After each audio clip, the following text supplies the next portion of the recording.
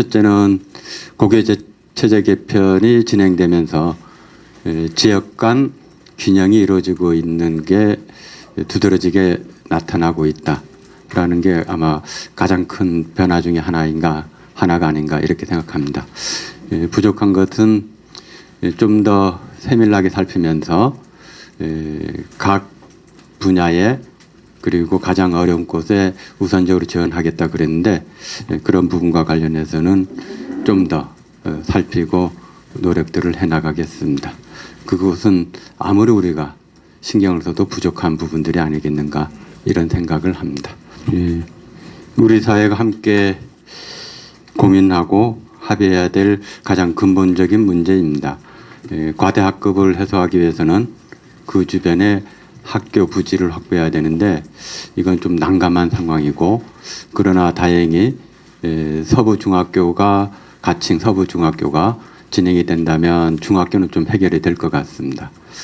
그리고 고등학교 공론화위원회 결정이 어떻게 되든 그 외부 문제가 좀 더 지켜보겠지만은 그러한 부분과 더불어서 그 과대 학급과 관련해서 학교 영지를 확보할 수 있겠는가라는 게 제일 과제인데 그 주변에 학교 영지를 확보하기는 쉽지 않는 이런 구조입니다. 그러면 그 다음 대책으로서 과밀 학급을 적어도 30명 이하는 만들어야 되지 않느냐에 대한 것은 전적으로 동의를 합니다. 그런 가운데 30명 이상이 되는 아까 초등학교 그런 부분들은 어떤 방식으로든 해소해 나가는 방식을 찾겠고, 고등학교도 내년에는 그 방향을 찾아서 진행을 하려 그럽니다.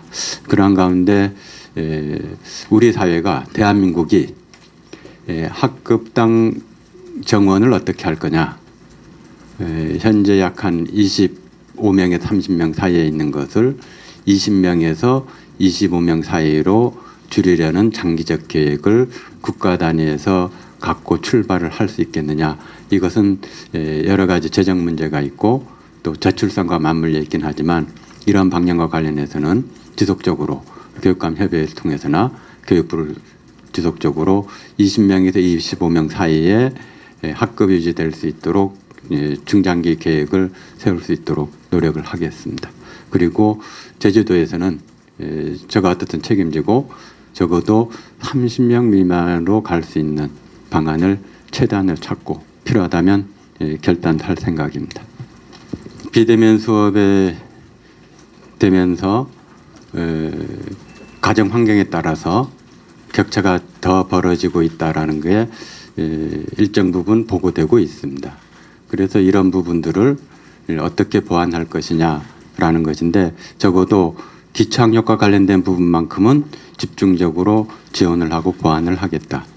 따라서 현재 우리 제주도 교육청이 하고 있는 기초학력 지원 시스템을 조금 더 세밀히 살펴서 좀 더 구체적이고 한 명 한 명에게 직접적인 지원이 될 수 있도록 하겠습니다. 그런 준비들을 7, 8월 달에 다시 한 번 더 살펴서 9월 예산을 수립할 때 그러한 부분들을 반영해 나가겠습니다. 기초학력 지원과 관련해서는 제주도가 가장 많이 앞서 있는 영역들인데 난탄, 난도뿐만이 아니라 정서적 지원이 필요한 경우, 그 다음에 가정 환경이 경제적인 문제가 있는 경우, 그 다음에 문화적 격차에 따른 이런 영역별로 준비되어 있긴 하지만 좀 더 세밀히 살피고 필요하다면 과감히 인력을 더 지원하는 방안들도 고민하고 있습니다. 공약실천위원회에서 공약실천을 확인한 것과 시민사회단체에서 평가한 것에 대한 격차가 있습니다. 그래서 이것은 이렇게 확인해 본 결과 그 평가 요구에 맞춰서 제대로 등록하고 평가받을 수 있도록 못했던 영역이 조금 더 많지 않았는가, 이렇게 내부적으로 최종 결과들이 나왔습니다. 그래서 그 평가 기준에 맞추도록 노력한다면 그 부분은 즉 그 공약실천위원회의 실천 비율하고 시민사회단체 평가하고 일치시키는 그 방식을 찾은다면 큰 문제는 없지 않겠나 이렇게 봅니다. 왜냐하면 예. 저는 그 공약실천위원회의 공약실천 이행률을 꼼꼼히 살폈기 때문에 그 부분에 대해서 신뢰를 가집니다.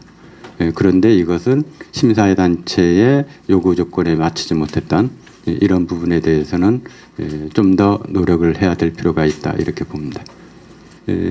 저는 대한민국 교육의 현 시대의 제일 과제는 평가의 혁신으로 봅니다. 즉 현재 대입이 수능과 같이 정답을 맞추는 시험으로 즉 평가로서는 미래를 준비할 수 없다.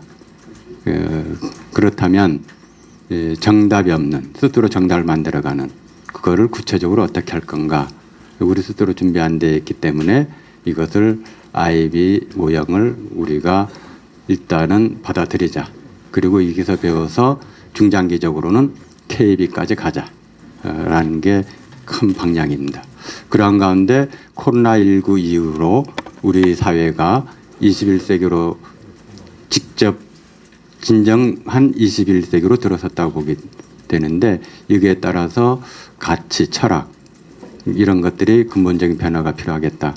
그러한 가운데 기자회견문에서 발표했던 것처럼 20세기가 가졌던 자본주의 경쟁과 효율 그리고 성과라는 개념 대신에 21세기에서는 경쟁 대신에 협력, 그 다음에 효율 대신에 배려, 그리고 성과 대신에 행복이라는 가치 변화가 필요하겠고 이거를 구체적으로 진행시키면서 생태 환경, 자연에 대한 공존 그리고 4차 산업혁명과 관련된 AI 등 여러 가지 그 사물과의 대화를 할 수 있도록 IoT 즉 사물 언어일 텐데 이런 부분에 대해서 체험할 수 있도록 교육들을 진행시켜 나가겠고 일부는 진행시키고 있고 또 4차 교육 진흥 조례가 있어서 그 위원회에서 또 안을 만들고 있고 그렇습니다. 우리 아이들을 위해서 신체 일부가 훼손되고 그에 따라서 평생을 살아가야 될 노동자들에게 말할 수 없는 미안함과 그리고 이것에 대해서 재발 방지를 위한 노력을 다하겠습니다. 크게 두 가지로 나눌 수 있을 것 같습니다. 하나는 같은 기계에 의해서 반복되는 일이라면 이 기계가 개인 노동자의 부주의에 의한 게 아니라 기계 설비에 의한 것이다.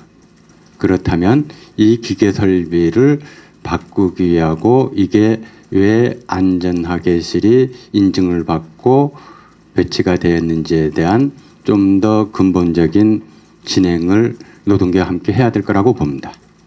이것은 교육청의 힘만으로는 되지 않고 노동계와 함께 기계 설비가 반복적으로 같은 일이 되고 있다면 이거는 설비 안전성에 문제가 있다라고 보기 때문에 이 부분과 관련된 지속적인 그 노력들을 함께 하겠습니다. 노동계와 함께.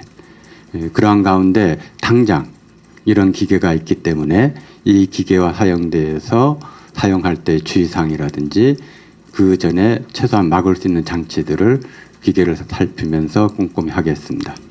이러한 노력과 더불어서 좀 더 그 노동자들이 좀 더 급하지 않고 서두르지 않고 할 수 있도록 노동 환경을 만드는 일도 같이 하겠습니다. 어떻든 이러한 사고에 대해서는 말할 수 없이 죄송스럽고 재발 방지를 위한 노력들을 최선을 다해서 해나가겠습니다. 교육 복지와 관련해서는 제주도가 가장 앞서 있습니다. 그 배경에는 도에서 그리고 의회에서 조례 제정을 해서 도대 전출금을 5%로 상향시켜진 재정 확보면도 있고요. 그래서 다른 지역은 무상교육, 무상급식이 완성이 되어 있지 않습니다. 그래서 다른 지역은 만약에 예산을 지금 코로나 때문에 활용하지 못한 집행하지 못할 예산들이 있습니다. 그 예산을 우리처럼 할 수 없습니다. 왜냐하면 무상교육으로 가든지 무상급식으로 가든지 이게 더 다른 교육청 타당할 겁니다.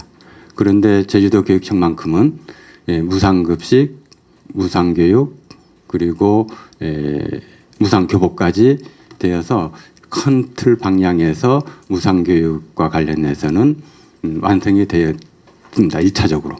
이게 크게 두 가지가 기반이 된 거죠. 하나는 재정과 관련된 확보된 여력, 그 다음에 두 번째로는 무상교육과 관련된 급식이라든지 수업료 그리고 교복 이런 것들이 완성이 된 이 역량이 있고요.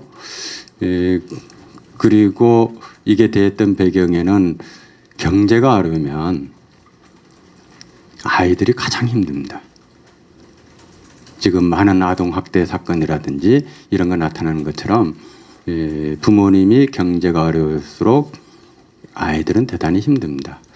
그리고 예를 들어서 자영업에서 월 한 1,000만 원 매출하던 게 월 100만 원으로 줄어들고 30만 원으로 줄어들고 이렇게 되었을 때 실질적으로 제주도의 지역에 어떻게 이게 이 고개를 넘을 것인가. 즉 60, 70년대 춘공기 때 보릿고개는 개인이 넘었고 IMF 때도 개인이 넘었습니다. 그러나 이번 코로나19만큼은 함께 이 보릿고개를 넘어야 됩니다. 그러한 가운데 교육청 예산 중에 2% 정도는 불용이 가능성이 있으니 이 부분을 이 어려운 시기에 우선적으로 학생에게 지원함으로써 그리고 스쿨뱅킹으로 하지 않은 이유가 선불카드가 되면 지역에서만 돈 쓰게 됩니다. 대기업 사용 못하게 되고 이렇게 해서 이렇게 밑바닥을 올려주는 게 학생들이 경제적으로 조금이라도 의지할 수 있는 힘들이 되지 않을까. 그래도 어렵습니다. 그래도 우리가 함께 보릿고개를 넘고 있다라는 그러한 흐름이 되지 않겠는가라고 판단하고 있습니다. 네, 이성문 교육감은 취임 2주년 기자회견에서 고교체제 개편으로 지역 간 균형이 이루어진 것을 가장 큰 변화라고 말했습니다. 다만 각 분야의 어려운 곳을 살피지 못한 것이 아쉽다며 남은 기간 면밀히 살피겠다고 말했습니다. 초등학교 과밀 학급은 30명 미만으로 갈 수 있는 방을 찾겠다고 강조했습니다. 재민일보 방송 양경익입니다.